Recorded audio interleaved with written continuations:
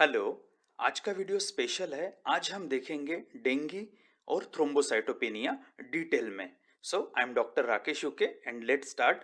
Dengue fever, cause, symptom, sign, investigation, treatment and prevention. So patient आया clinic में कि मुझे तेज बुखार, सर दर्द, उल्टी, जोड़ों में दर्द हो रहा है और आज सुबह नाक से खून आया। हमने उसे हॉस्पिटलाइज किया। देखते हैं in detail. Dengue virus is flavivirus, mosquito borne acute febrile illness, human to human transmission by the bite of Aedes mosquito, and 4 serotypes can cause infection. One serotype does not confer immunity to other. So dengue can infect 4 times. Needle stick or mucocutaneous exposure and vertical transmission rarely. Bone marrow and solid organ transplant is known to transfer. Incubation period is usually 7 to 10 days. Clinical findings, symptoms and signs. Incubation period is 7 to 10 days. Most patients are asymptomatic and fever cleared by day 8. Most will recover.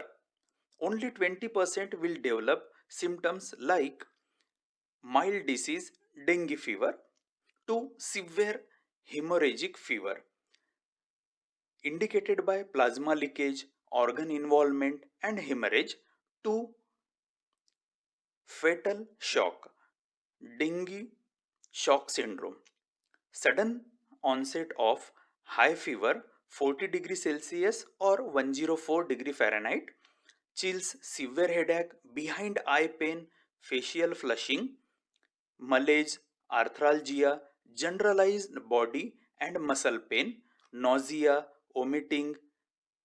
Some have maculopapular rash, conjunctival injection, mild hemorrhagic manifestations may seen. Type 2 diabetes mellitus not controlled may progress to severe dengue like plasma leakage, hemorrhage or organ involvement. Hematocrit level increase more than 20% is a sign of hemoconcentration and may precede shock. Pleural effusion and ascites detected by lateral decubitus, chest X-ray or USG before clinical detection. Plasma leakage indicated by persistent vomiting, increasing liver size and severe abdominal pain. Signs of hemorrhage, gastrointestinal bleeding, ecchymosis and epistaxis, severe organ involvement, encephalitis, hepatitis and myocarditis. Shock developed by critical volume of plasma lost through leakage, decrease in consciousness level, hypoperfusion, hypothermia resulting in progressive organ impairment, metabolic acidosis, DIC, severe hemorrhage, think for shock. Acute kidney injury in shock syndrome shows higher mortality. Laboratory findings: leukopenia, often lymphopenia, elevated transaminases frequently seen. Hemorrhagic form, thrombocytopenia, low platelet, normal platelet count is 1.5 to 4.5 lakh per microliter. Hemoconcentration fibrinolysis occur. Anemia is common. ES are normal in most cases. IgM and IgG ELISA for diagnosis after febrile phase. Virus recovered from PCR in blood. Specific viral protein detection, NS1 by ELISA during first few days of infection. For antigen detection, immunohistochemistry from tissue samples and dried blood spot. In remote setting, thrombocytopenia and blood vessels fragility with tourniquet test is useful. Chikungunya is more likely to develop chronic arthritis, help to differentiate from dengue like rhinitis and malaise in influenza, cyclicity of fever and splenomegaly in malaria, cola color urine and renal function test may be abnormal seen in leptospirosis, scar and liver function test abnormal may be seen in scrub typhus. Complications: pneumonia, bone marrow failure, iritis, retinal hemorrhage, hepatitis, maculopathy, orchitis and euphoritis, neurologic encephalitis, Guillain-Barré syndrome, subdural hematoma, phrenic neuropathy, cerebral vasculopathy and transverse myelitis. Acute disseminated encephalomyelitis, bacterial superinfection, oral acute gingivitis, palatal bleeding, near-term maternal infection, risk of hemorrhage in both mother and infant. Severe dengue, a risk for factor for obstetric complications, fetal distress, cesarean delivery and maternal morbidity. So इसकी treatment कैसे करेंगे? Tablet paracetamol 500 mg SOS for fever and arthralgia और other body ache. Symptomatic and supportive care, no specific antiviral medicine available till date. Early detection of disease and close monitoring of symptoms, signs, pulse, BP, platelet, hematocrit is important. Aspirin and NSAIDs must be avoided if abnormality in liver function, gastritis or other clotting factor, thrombocytopenia seen in dengue virus may cause hemorrhage, volume replacement, blood products and vasopressors, platelet counts generally not predict clinically significant bleeding, platelet transfusion considered in severe thrombocytopenia less than 10,000 per microliter or evidence of bleeding, benefit in absence of bleeding not observed, but harm may cause by delay in platelet count recovery. Monitoring of vital signs, CBC and bleeding manifestation to reduce complication of dengue, hemorrhagic fever and shock syndrome. Keep platelet ready for transfusion if falling platelet count seen.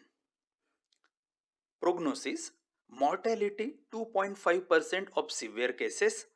Causes of death include hemorrhagic fever seen with recurrent disease and occasionally fulminant hepatitis, thrombocytopenia and acute hepatic hepatitis predictor of higher mortality, acute kidney injury in dengue shock syndrome, poor prognosis, comorbidities, cardiovascular disease, diabetes, kidney disease, stroke, pulmonary disease and older age are with more severe dengue. Vaccine is available for prevention of disease. Most effective way is environmental control of mosquitoes by screening and insect repellent long lasting insecticides and treatment or removal of areas where water is stagnant or buildups. आज हमने ये देखा कि dengue कैसे symptoms ला सकता है और उसकी ट्रीटमेंट हम कैसे कर सकते हैं. ओके, सो अभी ये जो पेशेंट आए थे जो कि हेल्दी बॉय था, उसकी ये कंप्लेंट थी कि मुझे 2-3 दिन से तेज बुखार है, सर दर्द है, उल्टी, जोड़ों में दर्द और आज मुझे नाक से थोड़ा खून आया. तो हमने उसे देखा, उसे एडमिट किया और हॉस्पिटल में जब हमने उसे देखा कि उसका बीपी थोड़ा लोअर साइड में था 90/60 और उसका यूरिया 48 था. ओके, यूरिन आउटपुट भी 1 लीटर के करीब था उसका. सो और ब्लड में उसका जैसे ट्रांस अमाइनेज इलिवेट थे, एसजीओटी पीटी इलिवेट था.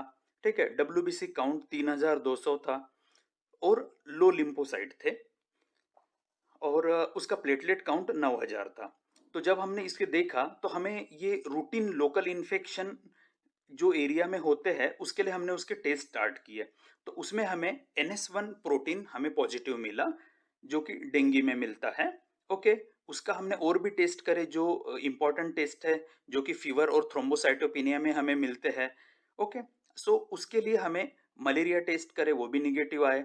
आईजीएम लेप्टोस्पायरा करे, वो भी निगेटिव था। आईजीएम स्क्रब टाइफस, वो भी निगेटिव था।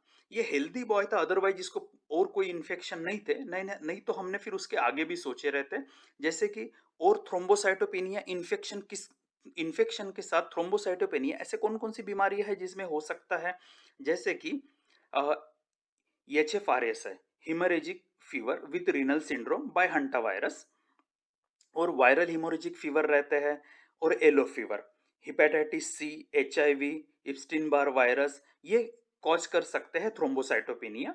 ठीक है, फीवर के साथ में। और दूसरे और कोई कारण हो सकते हैं कि हाँ, जैसे इम्यून थ्रोम्बोसाइटोपेनिया हो गया, heparin induce thrombocytopenia, chikungunya virus और कोलोरेडो टिक फीवर, ये कॉज कर सकते हैं थ्रोम्बोसाइटोपेनिया। ठीक है, DIC हो गया, फिर HUS-TTP thrombotic microangiopathy, aplastic anaemia, neoplastic और infective marrow infiltration, hyperplenism like in cirrhosis, जो दारू पीते हैं उन लोगों में जैसे सिरोसिस हो जाता है, तो उनके स्प्लीन का भी साइज बढ़ जाता है, और स्प्लीन फिर ऑटो सिक्विस्ट्रेट करता है, और उस वजह से काफी सारा ब्लड वॉल्यूम उसमें चला जाता है, जिस वजह से हमें पैनसाइटोपेनिया भी मिल सकता है, जिसमें थ्रोम्बोसाइटोपेनिया मिल जाता है। तो इन केसेस में जैसे प्लेटलेट काउंट लो रह सकता है। सो हमें ये 5-6 बीमारियों के लिए इसी के सर्च किए, और इसमें देखा कि वहां पे उसका लगभग वो डेंगू शॉक सिंड्रोम की तरफ जा रहा था ये लड़का। सो उसे हमने स्टार्ट किया प्लेटलेट ट्रांसफ्यूजन, 5 बैग्स उसको उस दिन हमने चढ़ा दिए थे। फिर पैरासीटामल, IV नॉर्मल सलाइन, पेंटोप्रेजोल और ओंडेंसिट्रॉन, ये बुखार, सर दर्द, उल्टी, इस चीज के लिए स्टार्ट करे थे। वो लड़का लगभग 2 दिन में रिकवर कर गया, और उसका काउंट जब 1.5 लाख के अबव गया तब हमने उसे डिस्चार्ज कर दिया। तो लगभग इसको 7 डेज लगे, तो वो बेटर परफॉर्म कर रहा है लड़का अभी। ठीक है, तो ऐसे हम ये पेशेंट का ट्रीटमेंट कर सकते हैं, डायग्नोसिस कर सकते हैं। डायग्नोसिस के लिए 2-4 चीजें बहुत इंपॉर्टेंट है, जैसे कि इन लोगों में जैसे तेज बुखार आएगा, उसके साथ सर दर्द होगा, उल्टी सामान लगना या उल्टी होना। ठीक है, जॉइंट्स में पेन हो सकता है इनके, या कहीं ब्लीडिंग स्पॉट आ सकते हैं, छोटे छोटे ब्लीडिंग स्पॉट आ सकते हैं हाथों पैरों में या फिर पेट में। या फिर बड़े से ऐसे bluish colour, red bluish colour ऐसे स्पॉट्स आ सकते हैं, इकाइमोसिस पेटेकी ऐसे। ओके, सो अगर ऐसा है तो ये पेशेंट को हमें देखना है कि उनके यहाँ मॉस्किटोज है क्या था। हाँ, इस पेशेंट में भी हिस्ट्री थी कि उनके यहाँ मॉस्किटोज थे घर पे। ओके, सो ऐसे कुछ हम जान सकते हैं, और लोकल एरिया में जो इन्फेक्शन रहते हैं जनरली, उसके वजह से हम इसे अंदाज लगा सकते हैं कि इसे कौन सा इन्फेक्शन जनरली हुआ होगा। तो हम 4 इन्फेक्शन इस वीडियो के माध्यम से मैं बताना चाहता हूँ आपको, कि 4 इन्फेक्शन जनरली अपने इंडिया में कॉमन है। वो है डेंगू वायरस, दूसरा है मलेरिया, लेप्टोस्पायरोसिस और स्क्रब टाइफस। ये 4 चीजें हमने हर पेशेंट में रूल आउट करनी चाहिए। इसकी ट्रीटमेंट कैसे रहती है? डेंगू की ये जनरली सिम्टोमेटिक ट्रीटमेंट है, कोई ऐसे स्पेसिफिक ट्रीटमेंट इसमें है नहीं। हाँ, प्लेटलेट काउंट इसका अगर कम हो रहा है तो हमें इसमें विजिलेंट रहना है। हमारे पास अगर इस पेशेंट को एडमिट कर रहे हैं, तो हमारे पास ऐसी ब्लड बैंक चाहिए जिसमें 24 घंटे हमें प्लेटलेट अवेलेबिलिटी रहे।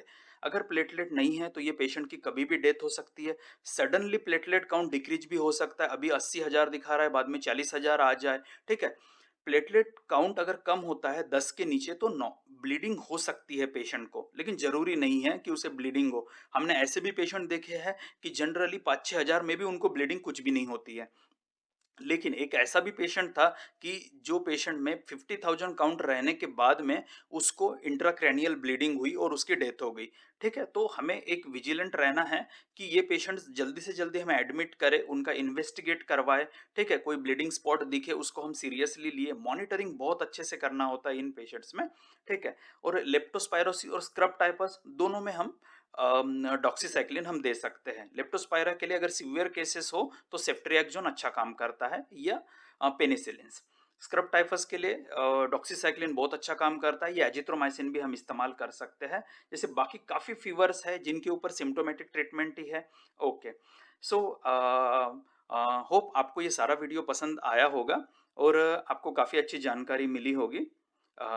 Thank you so much. मिलते हैं अगले वीडियो में। और कोई अगर आपके डाउट हो तो आप इस वीडियो के नीचे लिखें, या आपको कोई नए वीडियो चाहिए जिसमें आपको कोई डाउट हो, या फिर और कोई नॉलेजदार वीडियो चाहिए तो आप नीचे कमेंट्स में लिखें।